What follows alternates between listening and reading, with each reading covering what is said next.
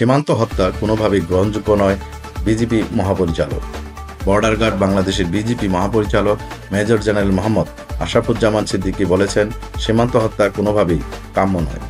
ভারতীয় অনুপ্রবেশকারীদের নিয়ম মেনে গ্রেপ্তার করে হস্তান্তর করা হলেও সীমান্ত আইন না মানলেও আরও কঠোর ব্যবস্থা নেওয়া হবে। শনিবার দুপুরে কক্সবাজার বিজিবি ব্যাটালিয়নের প্রশিক্ষণ মাঠে উকিয়া ব্যাটালিয়ন সহ ৬৪ বিজিবি 4টি ইউনিট উদ্বোধনকালে সাংবাদিকদের প্রশ্নের জবাবে তিনি এসব কথা বলেন। অনুষ্ঠানে স্বরাষ্ট্র উপদেষ্টা লেফটেন্যান্ট জেনারেল অবসরপ্রাপ্ত মোহাম্মদ জাহাঙ্গীর আলম চৌধুরী উপস্থিত ছিলেন। বিজিবি প্রধান বলেন, আমরা স্পষ্ট করে বলেছি, সীমান্ত হত্যা কোনোভাবেই গ্রহণযোগ্য নয়। অবৈধ অনুপ্রবেশ বা অন্য কোনো কারণেই হত্যার পথ সমাধান হতে পারে না।